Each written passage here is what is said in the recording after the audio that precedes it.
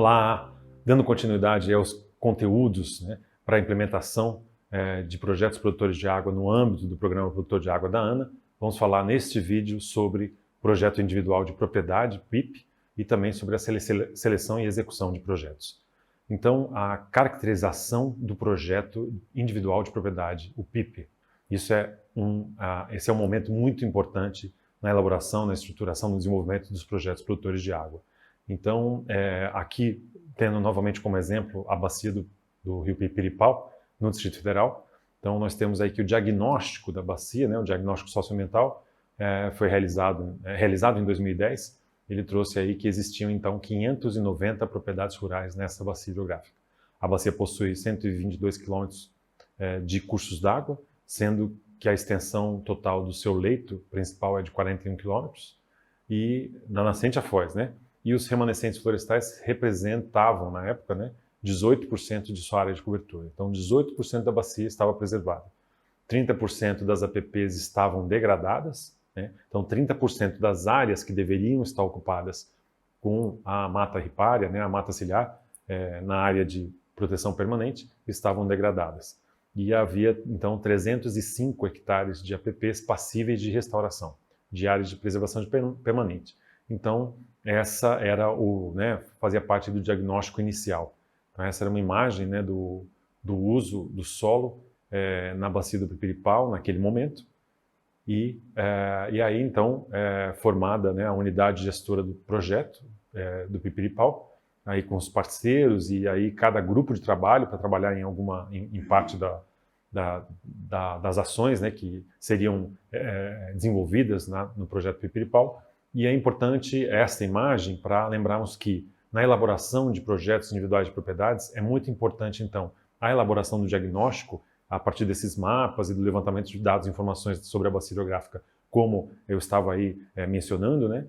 E essa elaboração de diagnóstico socioambiental geral, primeiro, de toda a unidade hidrográfica que vai ser trabalhada num projeto produtor de água, ela vai ser feita juntamente com os parceiros, né? Então, aí, no caso aí da bacia do Pipiripau, nós tínhamos aí a presença da Emater, a Secretaria de Agricultura do Distrito Federal, a Universidade de Brasília, a Embrapa, né? Então, assim, variadas instituições, isso juntamente com o órgão gestor ambiental do Distrito Federal e o órgão gestor de recursos hídricos. Então, aí são órgãos e instituições que detêm muito conhecimento sobre as diversas áreas do Distrito Federal e do território especificamente dessa bacia.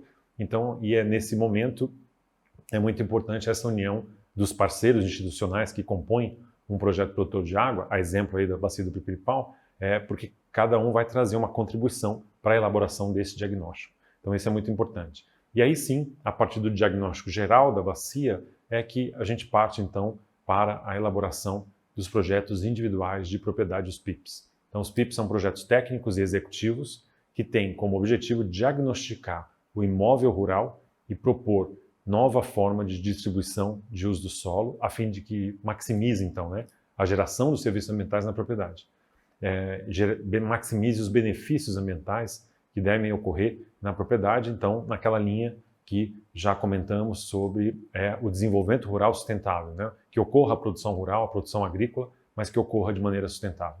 E aí, então, o diagnóstico da situação atual é feito por meio da caracterização do uso do solo e do manejo do solo existente ali, da situação das áreas de preservação permanente, dos remanescentes de vegetação nativa, né, a APP, a área de reserva legal, utilizando então o Código Florestal como instrumento de balizamento legal aí, mas também observando as áreas adicionais onde houver vegetação nativa preservada, né? Então, mas de qualquer forma, o Código Florestal, né, ele é usado, então, como mecanismo legal de adequação ambiental. Então, a lei aí, né, de preservação das vegetações naturais aí é usado, então, dessa forma.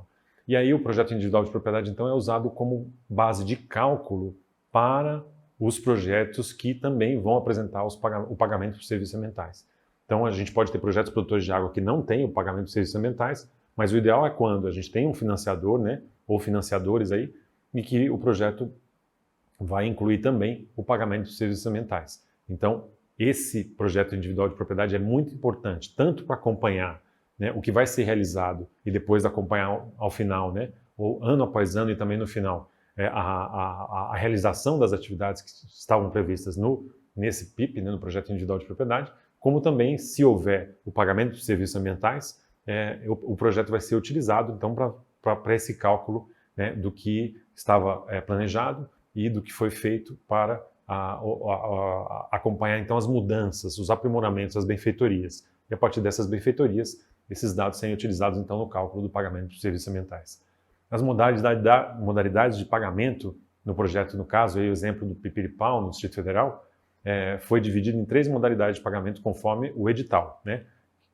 Primeira modalidade de conservação do solo, ações, então, para melhoria da conservação de água e solo na bacia hidrográfica, na propriedade rural e depois na bacia hidrográfica, né? A modalidade 2, restauração ou conservação da área de preservação permanente ou vegetação nativa em até 20% da área total, desconsiderando a APP, restauração e conservação da APP ou vegetação nativa em até 20% da área total. Então a gente está falando aí da área de preservação permanente, das matas ripares e também estamos falando aí da área de reserva legal. E a modalidade 3, conservação de remanescente de vegetação nativa. Então essas 3 modalidades foram selecionadas então como modalidades para o pagamento de serviços ambientais. E aí, só para ilustrar de novo, né, o que a gente já viu aí nas videoaulas anteriores, o formato de cálculo, então, do pagamento por serviços ambientais, isso aí é o exemplo da época, né? E essa aí, no caso, da época de pagamento por serviços ambientais no edital 01 de 2017. Então, esses eram os valores desse edital de 2017. E a modalidade 3, no caso, aí, recompensa financeiramente os produtores que possuem vegetação nativa remanescente existente na propriedade. Então, se já possui vegetação nativa remanescente na propriedade, esses produtores vão receber por estarem preservando, né, e a vegetação está preservada ali na sua propriedade. E áreas que estão fora da APP, né, e das áreas de vegetação nativa em até 20% da área total da propriedade. O valor pago por essa modalidade é de R$ 344, era, né, estabelecido aí, por hectare por ano, né? Então, esses eram os valores da época, mas para a gente ilustrar aqui, então, como é que é feito esse cálculo do pagamento de serviços ambientais, a partir do que está, então, proposto ali nos projetos individuais das propriedades, né? Então, como é que é a estrutura do PIP, né, do Projeto Individual de Propriedade, do projeto executivo aí? Ele apresenta uma descrição geral da propriedade ali, apresenta o registro da propriedade no Cadastro Ambiental Rural, o CAR, daí apresenta a modalidade 1, práticas de conservação de solo. Vai mostrar aí no projeto se ocorrerão aí a implementação de práticas de melhorias, né, de conservação de solo na propriedade. A modalidade 2, restauração ou conservação de APPs ou de vegetação nativa em até 20% da área total da propriedade, desconsiderando a APP, né? Então a gente está falando de APP, reserva legal, e esse a modalidade 2 também vai ser analisado se vai haver alguma ação de restauração ou conservação dessas vegetações aí na propriedade rural. A modalidade 3, conservação de remanescente de vegetação nativa. Então também, como colocamos aí anteriormente, essa também seria outra modalidade, foi outra modalidade analisada aí no projeto do Pipiripau. E aí o item 5 do projeto individual de propriedade do PIP seria então a proposta do produtor e a proposta, né, para as benfeitorias ali da propriedade. E aí depois, né,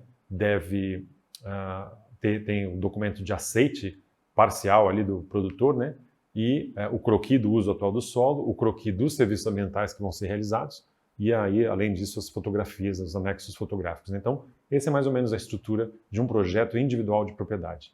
E aí, então, na sequência, a gente fala então da seleção e execução dos projetos, né? Na verdade, é de execução dos projetos. Uma vez selecionados, uma vez já com as propriedades selecionadas, passou pela fase de edital, público, chamamento, se cadastraram, passaram pela avaliação, elaborou-se, então, foram definidas as propriedades rurais a receberem o projeto produtor de água, foi elaborado o projeto individual de propriedade e a gente passa para a fase, então, de implementação, propriamente dito, das ações de práticas conservacionistas, né? E aí, a gente tem então uma variedade grande aí, né, de ações técnicas abrangidas pelo Programa Produtor de Água da Agência Nacional de Água e Saneamento Básico. Temos aí primeiro, né, manutenção das áreas de recarga hídrica, conservação da vegetação natural, plantios de vegetação arbórea, culturas perenes, proteção de nascentes, e aí são variadas atividades. E aí, a depender de cada projeto produtor de água, a gente vai ter, o projeto vai preconizar uma ou outra atividade a ser desenvolvida nas propriedades rurais. E aqui a gente tem o exemplo, então, também usando o exemplo aí da Bacia do Pipiripau, a gente tem o exemplo de uma área, uma propriedade rural delimitada. Então, uma vez delimitada a propriedade, essa delimitação prévia da propriedade, né, a gente vai ter, então, um croquis, realizado uma imagem, né, do uso atual do solo na propriedade. Então, para definir onde são áreas de produção rural, onde são áreas preservadas, onde há áreas de vegetação remanescente, onde são áreas degradadas, tudo isso para estar aí apresentado no mapa, que seria, então, a imagem prévia, a imagem inicial, antes da execução das atividades do projeto produtor de água, para mostrar como é que estava, então, o uso do solo na bacia, na propriedade rural.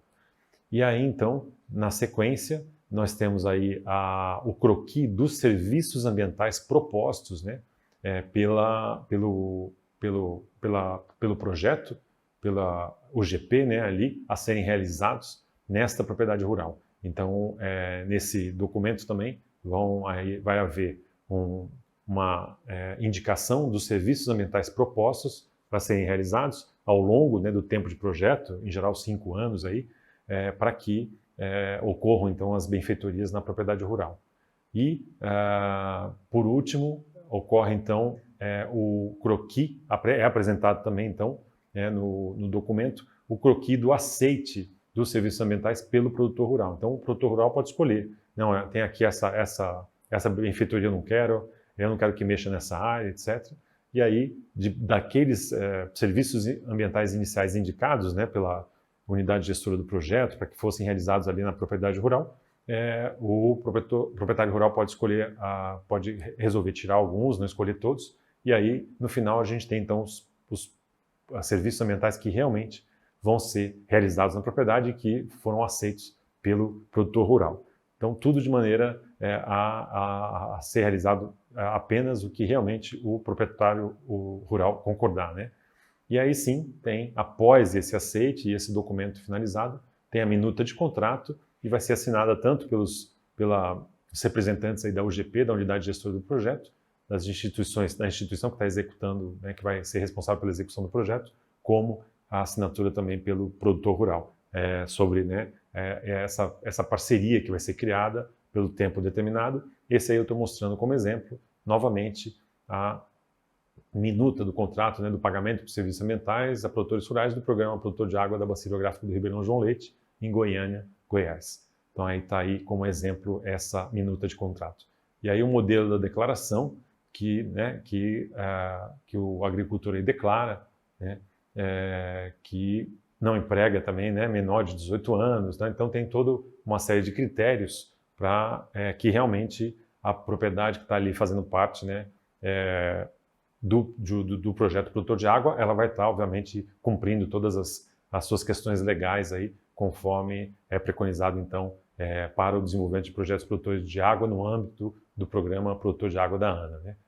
E aí, então, só para finalizar, né, essa videoaula, mostrar um pouco, então, a partir daí, deste momento, contrato assinado, é aí que vão começar a ser desenvolvidas as ações que foram definidas tanto pela unidade gestora do projeto, como pelo produtor de água, pelo proprietário rural, né, a serem desenvolvidas, então, na sua propriedade. Então, temos aí as ações práticas, né, de mecânicas aí, de conservação de água e solo, terraceamento, a construção né, terraceamento aí, a construção de barraginhas, se for o caso, todas as ações que foram definidas, né, a recuperação de estradas rurais, todas as ações que foram definidas no projeto para produtor de água para aquela área, para aquela região e principalmente para aquela propriedade rural, né, a recuperação da vegetação. Então temos aí cercamento de áreas protegidas, né, de áreas de vegetação natural, a questão da implementação do saneamento rural, né, seja qual for a modalidade aí, tudo isso então pode ser decidido, né, definido pela unidade gestora do projeto, inclusive aí a implementação de tratamento, né, para os resíduos animais. Tudo isso aí são práticas que podem ser uma ou outra prática definidas pelos organizadores do projeto para serem desenvolvidas naquela propriedade rural a partir de então dos projetos individuais de propriedade. Então chegamos ao final desta videoaula, continue conosco que continuaremos aí nos próximos vídeos a complementar esses conteúdos das fases e etapas do Programa Produtor de Água.